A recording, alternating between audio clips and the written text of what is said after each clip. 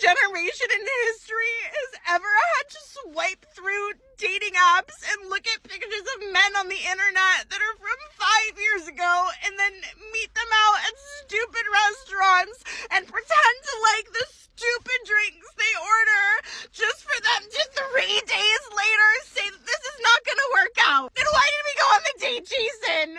Why? I'm sick of seeing everybody my age get engaged and tell me, just get back out there. Where? We're in hell. Hello. It can't be just me that gets this, right? Like, you're talking to someone, you sent a message at 9:15, they're active at 9:17, and you're still left on red. What? Who are you to leave me on red? Or unread, should I say? Then they reply, sorry, I fell asleep. No, you bloody did not. You're active. We've got technology that can tell us when you're active, and you was. So now you're lying to me. Block. You wanna know why I'm so aggressive? I'm always in my masculine energy. It's because you are always a bitch. You always in your feminine energy. So I can't be in my feminine energy because I gotta be here holding it the fuck down for the both of us. That's why. So I've now been single for about 8 months. Mentally, probably a lot longer. But I don't know how to go about this. There's been a couple of people that I could have seen something blossoming with. One couldn't because he wanted kids and I didn't. And two, there was an age thing. And what am I supposed to do? I have my kids 90% of the time. And what am I supposed to do? Meet somebody on a Friday and Saturday and be like, oh, see you in a couple of weeks' time? It just becomes a really, really difficult situation. And also, do I want to meet somebody that hasn't got kids and doesn't understand the kid situation, or somebody that has got kids, which then brings more kids into the factor, and now I have 3 and then there's more children? Like, help.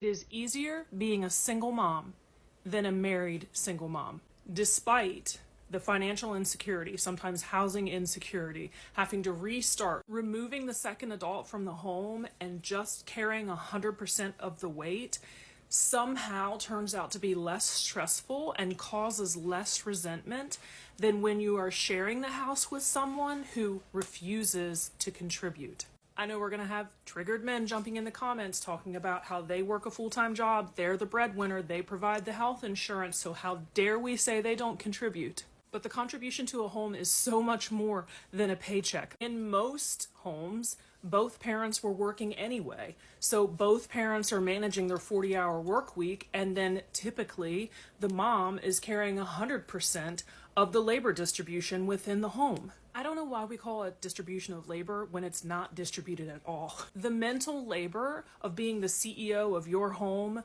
the boss of your entire family, is absolutely draining, and it's stressful. Somehow, when the other person's removed from the equation and all of it rests on your shoulders, it's easier. And I have literally heard from thousands of women in the comments that are saying the exact same thing.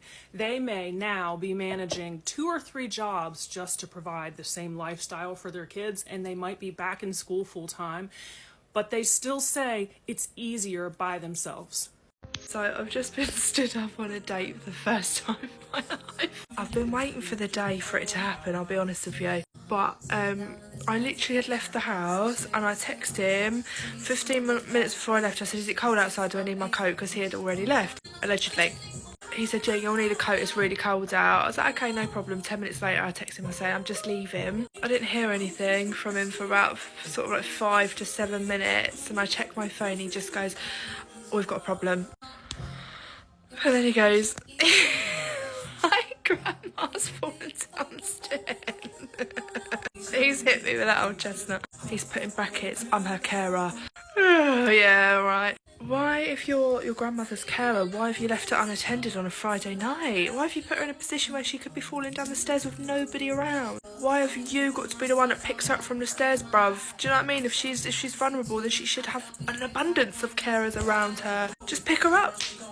Why have you got to go pick her up from the stairs? Why has it got to be you? You've got siblings, mate. Where are they? It's absolute bollocks. The delivery was all completely wrong. Like, if this actually had happened, if you had called me or texted me with actual sincerity and said, I'm so sorry, I cannot believe this has just happened.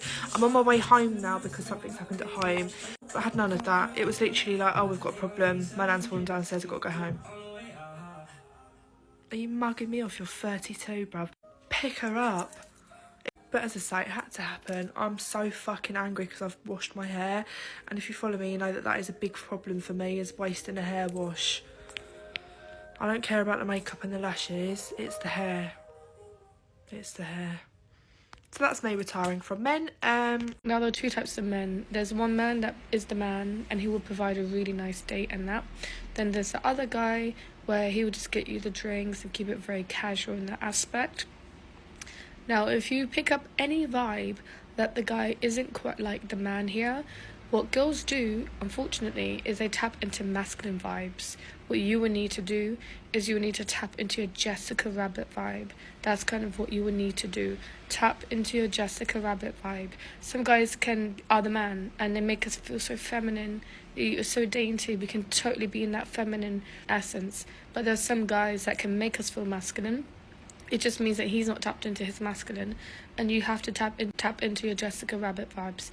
For example, if he's suggesting to meet for cocktails, that's cocktails are for meeting people, okay? You will find like a bar lounge and sit down and be like comfortable with your body language, and then you do your Jessica Rabbit vibes. I'm afraid you're full of crap. No generation has had to put up with thousands of filtered pictures and entitled women who have meltdowns on TikTok. But here we are. I can't take this shit no more. She asked, "Who are you to leave me on red?" Simple, a man who is not attracted to ducks. If it looks like a duck and quacks like a duck. It's going to take some hyper-masculine borderline criminal to get any type of so-called feminine energy from that woman. Politically speaking, you are damaged goods. It's better for her to stay single and raise her children. It's bad enough that her children don't have a father around, but to put more complications on her children by having different men come in and out into their lives makes it even worse. They will never, ever admit they're wrong. 1 minute they are complaining that it's harder being a single mum and they want some help. Now they are saying that it's easier without the man around, and it's easier being a strong, independent woman. Make up your mind! She doubts his story and thinks she got stood up. How did she know that his grandma was not seriously in trouble and he did need to stay there to take care of her? These are the types of women who are quite damaged from being lied to so many times that they don't believe anything you tell them. Facts. Real men of genius.